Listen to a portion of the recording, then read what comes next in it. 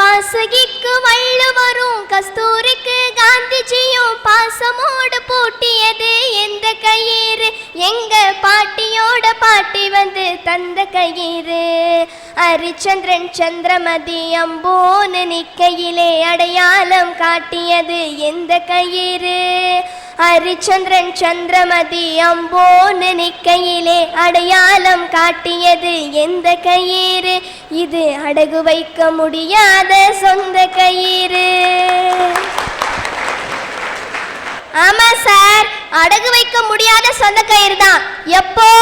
அந்த காலத்துல பெண்கள் மஞ்ச கயிறுல தாலி போட்டிருந்தாங்க, அப்ப அடகு வைக்க முடியாத சொந்த கயிறா இருந்துச்சு. ஆனா இன்னைக்கு எத்தனை பெண்மணிகள் மஞ்ச கயிறுல தாலி போட்டிருக்காங்க? ஏதோ ஒரு சிலர். மற்ற பேர் எல்லாமே தங்க செயின்ல எடுத்து தாலியை போட்டுக்கிறாங்க.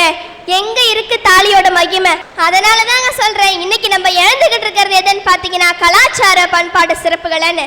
இன்றும் வசதி இல்லாமல் மஞ்சள் கயிறை நெஞ்சத்திலே சுமந்து கொண்டு கயிற்றை மட்டுமல்ல தன்னுடைய கணவனின் உணர்வையும் நெஞ்சத்திலே சுமக்கக்கூடிய நல்ல பெண்களும் இந்த நாட்டில் இருந்து கொண்டிருக்கின்றார்கள்.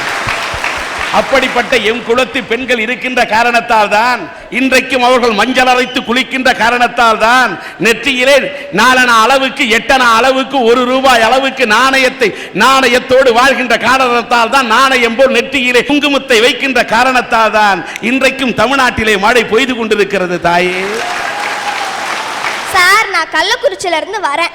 கள்ளக்குறிச்சியில இருந்து விழுப்புரத்துக்கு நானும் எங்க அம்மா அப்பா பஸ் எதிர்பார்த்துக்கிட்டு இருந்தோம். பஸ்ஸும் வந்துச்சு. அந்த கண்டக்டர் என்ன சொன்னாருன்னா, பின்னாடி போய் ஏறுன்னாரு. பஸ்ஸில் நிற்கிறதுக்கு கூட இடம் இல்லை சார், செம்ம ரஷ்ஷு. இப்படியோ தட்டு தடுமாறி முன்னாடி வந்து சேர்ந்துட்டோம். நாங்கள் நின்றுகிட்டு இருந்ததுக்கு முன்னாடி சீட்டில் பார்த்தீங்கன்னா அழகா ஸ்லிம்மாக ஒரு அக்கா உட்காந்துருந்தாங்க. ஒரு சுடிதார் போட்டிருந்தாங்க, என்ன மாதிரி சிண்டு போட்டிருந்தாங்க, கையில வளையல் போட்டிருந்தாங்க, செயின் போட்டிருந்தாங்க, தோடு போட்டிருந்தாங்க சார். நானும் அவங்க பக்கத்துல போய் நின்னுகிட்டேன். நம்ம அண்ணாச்சு செம்ம ஃபாஸ்ட்ல பஸ் எடுத்து போயிட்டு இருக்காருங்க. திடீர்னு ஒரு பிரேக் போட்டதும் நான் அந்த அக்கா மடியில போய் விழுந்துட்டேன். உடனே அந்த அக்கா சொன்னாங்க, மா பார்த்து நில்லுமான்னு என்னை தூக்கி விட்டாங்க. அப்பதாங்க அவங்க முகத்தையே நான் பாக்குறேன். இதுவரையும் அக்கா அக்கான்னு நினைச்சுக்கிட்டு இருந்தாங்க. அக்கா இல்லைங்க, அண்ணன். இப்படி நம்ம சமுதாயத்துல ஆணு யாரு பொண்ணு யாருன்ற வித்தியாசமே தெரியாம நம்ம கலாச்சாரம் பண்பாடு நொந்து நூடுல்ஸா போய்கிட்டு இருக்குங்க. தமிழ்நாட்டிலேயே எந்த ஒரு மாவட்டத்துக்கும் இல்லாத தனி சிறப்பு எங்க மாவட்டத்துக்கு இருக்குது சார். அது என்னன்னு கேக்குறீங்களா? பக்கத்துல பாண்டிச்சேரி.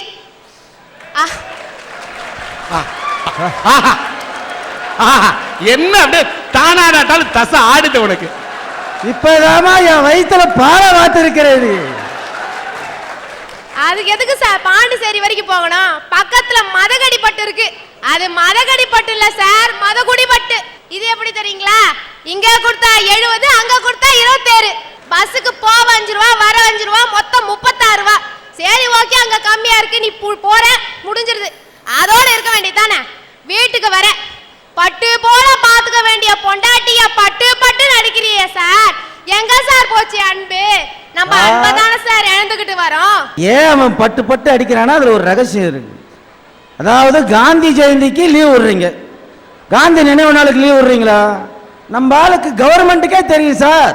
நம்ம மனுஷன் சோகமா இருந்தா குடிப்பான், தொக்கம் துண்டை எடுத்தா குடிப்பான். காலையில எழுந்து உங்க மூஞ்ச பார்த்தோன்னே நேரம் அங்கதானே போத்தோம். நாடு எப்படி சீரழிதுன்றதுக்காக ஒரு ஆங்கில பத்திரிக்கை 2008 மே 2 ஒரு கணக்கு எடுத்தாங்க ஐயா. அதில் 32% ஆண்களும் 26% பெண்களும் மதுக்கு அடிமையாக இருக்காங்கன்னு தெரிய வந்ததுங்க ஐயா. 1992 வருஷத்தில் 887 மில்லியன் லிட்டர் நம்ம மதுவை பயன்படுத்தியிருக்கோங்க ஐயா. இப்போ 2010 3000 மில்லியன் லிட்டர் பயன்படுத்துகிறோம். ஏறத்தாழ 4 மடங்கு பெருக்கு. நம்ம பண்பாடு கலாச்சாரத்தில் எங்கே போயிட்டு இருக்கோம்? இழந்துட்டு வரோமா இல்லையாங்க ஐயா? ஒரு காதலி கையை பிடிக்கிறான், சி விடுங்க எனக்கு வெக்கமாக இருக்குன்றா. இங்கே யாரடி இருக்கா வெக்கப்படுற அப்படின்னு சொன்னதுக்கு, இல்லை எங்கள் அக்கா பார்க்குற மாதிரி இருக்காங்க, எனக்கு வெக்கமாக இருக்குன்னா. இங்கே அக்கா பார்க்குறாங்களா? வெறும் மரம் தானடி இருக்கு, அக்கா பார்க்குறாங்கன்ற. இந்த மரம் இருக்குல்ல, இது எங்கள் அம்மா இந்த வீட்டுக்கு வாழ வந்தப்போ வச்ச மரம், அது எனக்கு அக்கா முறை வேணும், அதனால் அது என்னையே பார்க்குற மாதிரி இருக்குன்னு விழுங்க வெக்கமாக இருக்குன்னு சொன்னான். மரம் பார்த்தாலே மானம் போய்விட்டது என்று இருந்த தமிழக காதல் இன்னைக்கு ஈசிஆர் ரோட்ல கடை போட்டு விக்குதுங்க ஐயா. இந்த தீபாவளின்னு ஒரு பண்டிகை வரும்.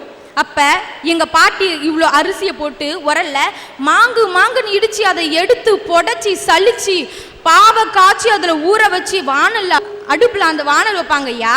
நாங்க எல்லாரும் ஓடி போய் கும்பலா உட்காந்துப்போம். அதை சுட்டு தட்டுல போட்டோடனே நாங்க எடுக்க போவோம். ஏய் படைச்சிட்டு தான் சாப்பிடணும்னு சொல்லுவாங்க. படைச்சிட்டு அந்த அதிர்சம்னு ஒன்று தருவாங்க ஐயா. அதுல எனக்கு இனிப்பு மட்டும் தெரியாது, என் பாட்டினுடைய வியர்வை தெரியும், உழைப்பு தெரியும், என் நாட்டினுடைய பண்பாடு தெரியும், கலாச்சாரம் தெரியும். இன்னைக்கு பாட்டியும் இல்லை பண்டிகையும் இல்லை, நம்ம கலாச்சாரத்தையும் பண்பாட்டையும் இழந்துட்டு வரமா இல்லையா? இந்தியா ஒரு பெரிய எழில் கொஞ்சிற பூமி சார்.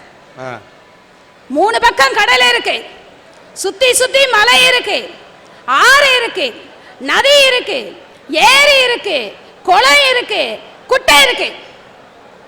இந்திய மண்ணை இடிச்சா இரும்பு கிடைக்குது, அடிச்சா அலுமினியம் கிடைக்குது, தட்டினா தங்கம் கிடைக்குது, வெட்டினா வெள்ளி கிடைக்குது, பிளந்தா பிளாட்டினம் கிடைக்குது. தட்டினா தங்கம் கொட்டினா வைரம்லாம் கிடைக்குது. படித்தவனுக்கு முதல்ல வேலை கிடைக்குது அந்த நாட்டில்.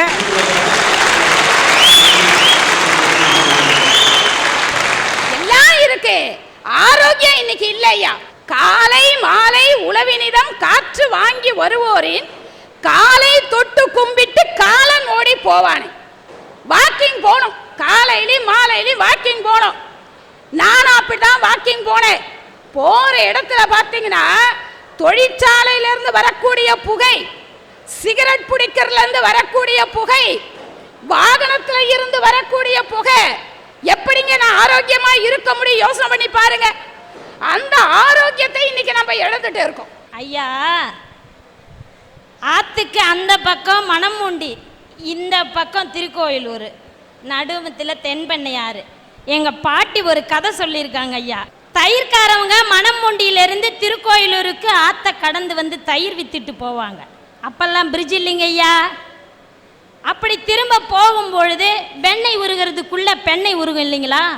தென்பெண்ணையாறு சீறி பாஞ்சு வெள்ளை பெருக்கா ஓடியாருது. அந்த அம்மா தயிரை வித்துக்கிட்டு வந்துட்டு இருக்காங்க. அந்த கபிலர் குன்றுகிட்ட வந்துட்டாங்க. வெள்ளம் வேகமாக வருது. அந்த அம்மா பயந்துருச்சு, இனிமே போனால் வெள்ளத்தில் போயிடுவோன்னு சொல்லிட்டு அந்த குன்று மேலே ஏறி உக்காந்துக்குச்சு. சொல்லுது, இந்த பாரு என் வீட்டில் என் புருஷன் என் புள்ள குட்டியெல்லாம் விட்டு வந்திருக்கிறான், அவங்கெல்லாம் நான் இல்லைன்னா என்ன ஆகுறது?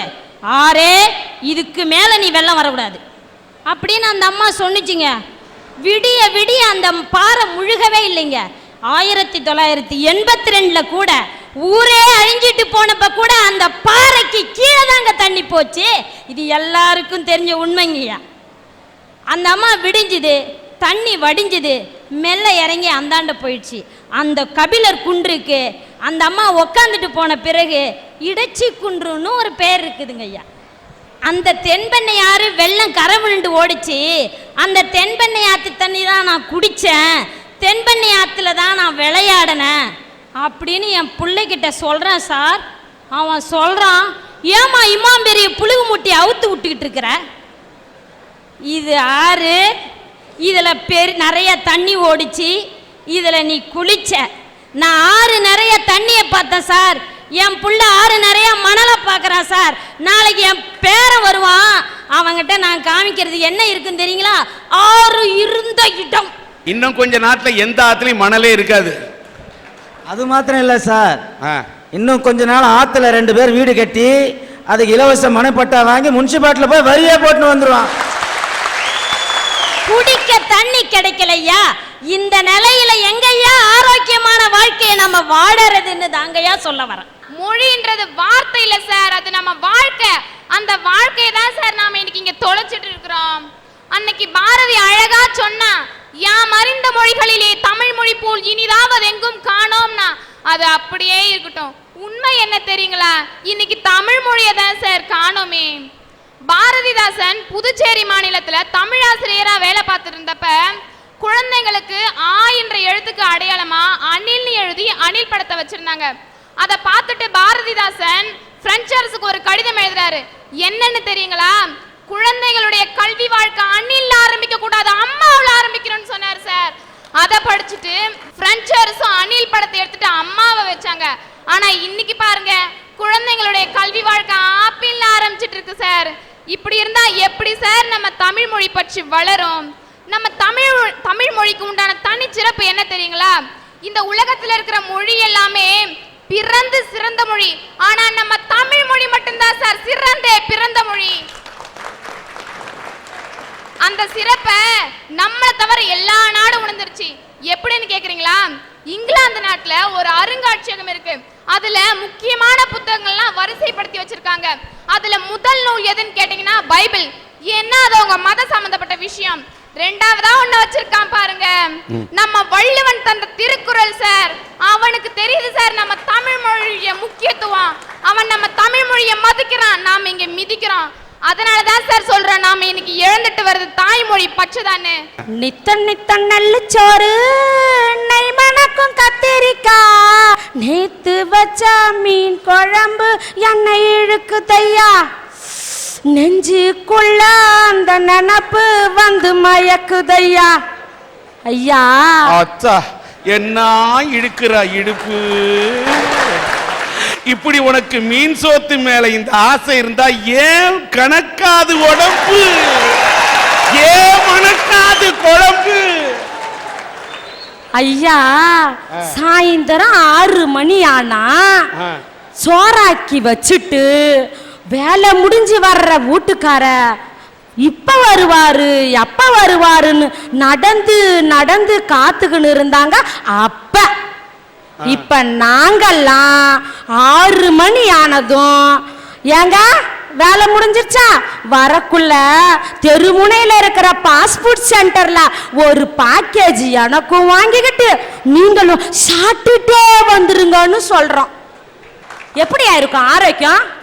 ஆரோக்கியத்தை நாம இழந்துட்டோம் ஆதங்கத்துல தான் நான் பேச இப்ப வந்திருக்கேன். காட்டு மிராண்டியா காட்டுல அலைஞ்சு திரிஞ்சிட்டு இருந்த மனிதர்களை நல்ல மனிதர்களாக்கியது, நாகரிகமாக்கியது உழவு. அதனால தான் வள்ளுவ பெருந்தகை சொன்னாரு, உழந்தும் உழவே தலைன்னு. ஆனா இன்னைக்கு உழுவுறதுக்கு நிலம் இருக்குதுங்களா ஐயா? நெட்ட நெடு கட்டிடங்கள் தொட்டு வீட வான்வெளியை முட்டி முட்டி நிக்கிறத பாரு, பட்டமரம் போல இவன் பட்டினியாய் பாடுபட்டும் தரையில் கிடக்குறான் பாரு, கட்டம் தரையில் கிடக்குறான் பாரு. மண்ணை வந்து தாயினுடைய மடியா நினைச்சுதான் நம்மளுடைய கலாச்சாரம் வணங்கிட்டு இருந்தது. ஆனா இன்னைக்கு அந்த கலாச்சாரமும் பண்பாடும் சீரழிஞ்சிட்டு இருக்குங்க ஐயா. ஐயா, ஒருவனுக்கு ஒருத்திங்கிறதான் நம்மளுடைய தலையாய பண்பாடு இல்லைங்களா? எங்க அப்பா ஒரு காந்தியவாதிங்க ஐயா, ஒரு பள்ளி ஆசிரியர். எனக்கும் திருமணம் செஞ்சு வச்சாங்க ஐயா. திருமணம் நடந்தது. திருமணத்தன்னைக்கு சாயந்தரமே 6 மணிக்கெல்லாம் எல்லாரும் அவங்கவுங்க கணக்கு வழக்க பார்த்துட்டு இருக்காங்க. நான் என்னுடைய தோழிகளோட பேசிட்டு இருக்கேன். ஆனால் என்னுடைய கணவர் மட்டும் எங்கே போனாருன்னு தெரியல. மறுநாள் காலையில் விடிஞ்ச 10 மணிக்கு மேலே தான் வந்தாருங்க ஐயா என்னுடைய புருஷன். அப்போ தான் தெரியும் எனக்கு அவருக்கு வேறு ஒரு மலையாள பெண்ணு கூட தொடர்பு இருக்குன்னு சொல்லிட்டு. அப்போ என்னுடைய மனநிலை எப்படி இருந்திருக்குங்க ஐயா? எங்கள் அம்மா சொன்னாங்க, உனக்கு பின்னால் 5 பிள்ளைங்க இருக்காங்க, அந்த பிள்ளைங்களும் தலையெடுக்கணும், அந்த பிள்ளைங்களுடைய எதிர்காலத்தை நினச்சி பார்த்து நீ வாழணுமான்னாங்க. அப்படியும் நான் வாழ்ந்தேன். எனக்கு வயிற்றுல 3 மாதம் கருவாச்சு. கரு உதிச்சதுக்கு அப்புறம் தான் தெரிஞ்சுது நான் அவருடைய பார்வையிலேருந்து சுத்தமாகவே விலகி போயிட்டு இருக்கேங்கிறது. எனக்கும் குழந்தை பிறந்தது. குழந்தை பிறந்ததுக்கு அப்புறம் நான் பட்ட அடி உத அவமானம் அவர்கிட்ட கொஞ்சம் நெஞ்சம் கிடையாதுங்க.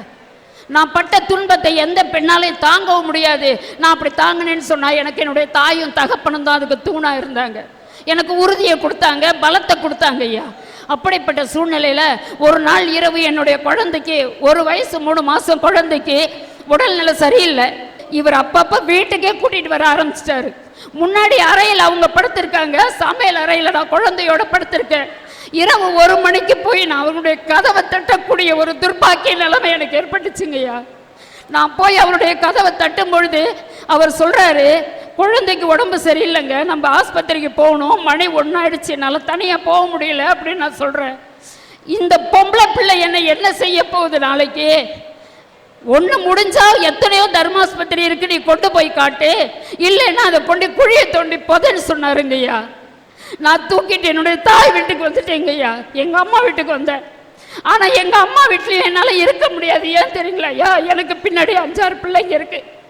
ஆனா எங்க அப்பா கொடுப்பார் பாருங்க தைரியம் எனக்கு. புத்தர் பிரான் சொன்னாராம் மஞ்சுஸ்ரீ கிட்ட, சாகும் பொழுது ஏன் நீங்க இவ்வளவு கஷ்டமா இருக்கீங்க, எல்லாரும் அழுதுட்டு இருக்கீங்கன்னு கேட்டப்ப, இல்லைங்கய்யா உங்களை குருவை இழந்துட்டா நாங்க என்ன செய்வோம்னு கேட்டாங்க. அப்போ உனக்கு நீயே ஒளியாயிருன்னு அப்ப தீபோ பவன் சொன்னாரு. எங்க அப்பா அந்த வார்த்தையை அடிக்கடி எனக்கு சொல்லுவாருங்கய்யா. நான் எனக்குள்ளேயே நான் ஒளியானேன், எனக்குள்ளேயே நான் தைரியத்தை வளர்த்துக்கிட்டேயா. நான் சீக்கிரம் அழமாட்டேன். இப்பெல்லாம் நான் அழுது அழுது கரைஞ்சு ஓச்சு தேய்ச்சி போனேங்கய்யா. அப்ப எங்க அம்மா சொன்னாங்க, உன்னால பாட முடியும், நீ நல்லா பாடணும், நீ நல்ல மேடைகள்ல ஏறி பாடணும், உனக்கு நல்ல தமிழ் இருக்கு, உன்னுடைய அறிவு இருக்கு, நீ பயன்படுத்துன்னு சொன்னாங்க. நான் அழகா அதுக்கப்புறம் நிறைய எழுத ஆரம்பிச்சேன், பல மேடைகள்ல பாட ஆரம்பிச்சேங்கய்யா. ஆனா வாழ்க்கையில ஒண்ணு மட்டும் சொல்லுவேங்கய்யா, அதாவது எந்த ஆம்பளையும் எந்த ஆண் மகனும் நம்ம கொடுக்கிற இந்த தாலி கயிறு உண்மையிலேயே அவ கழுத்துக்கு தாலி கயிறா தான் இருக்கா அப்படின்னு அந்த தாலி கயிறை கொடுக்கறதுக்கு முன்னாடி கொஞ்சம் யோசனை பண்ணணுங்கய்யா. கலாச்சாரம் கலாச்சாரம் சொல்றமே, நம்ம நாட்டில் ஒருத்தனுக்கு ஒருத்திங்கிற கலாச்சாரம் தானே. இன்னைக்கு எவ்வளவு சீர்கெட்டு போயிருக்கு பாத்தீங்களா? எவ்வளவுதான் இந்த காலத்துல எப்படிதான் கலாச்சாரத்தையும் பண்பாட்டையும் வித்து சுட்டு தின்னுட்டு இருந்தாலும் கூட என்னால அவரை கொடுத்த இந்த தாலியை மட்டும் என்னால என்ன கழட்ட முடியலங்கய்யா. இந்த தாலி தாங்கய்யா என்னுடைய ஆதாரம்.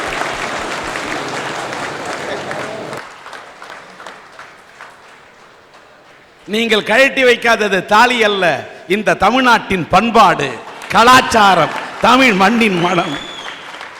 என்னடா இந்த பெண் இப்படி இந்த தன்னுடைய வாழ்க்கையை வெட்ட வெளிச்சமாக்கி பேசுறாளே நினைக்கிறீங்களா? இல்லைங்க, எங்கேயாவது எந்த மூலையிலையாவது இருக்கிற எந்த ஆண் மகனாவது தப்பு பண்றவங்க கண்டிப்பா திருந்தணுங்க ஐயா. மனதை வைத்த இறைவன் அதில் நினைவை வைத்தானே, சில மனிதர்களை அறிந்து கொள்ளும் அறிவை வைத்தானே, அறிவை வைத்த இறைவன் மேனி அழகை வைத்தானே, அழகு கண்ட மனிதர் பெண்ணை அடிமை கொண்டானே. கண்ணீர் விடாதீங்க. ஏன்னு கேட்டா, மற்றவர்களுக்கு வேண்டுமானால் நெஞ்சை அடைக்கலாம் சோகம், உங்கள் இதயத்தில் இருக்கிறது ராகம். இந்த ராகம் இருக்கும் வரை உங்களை சோகம் கூட தீண்டாது.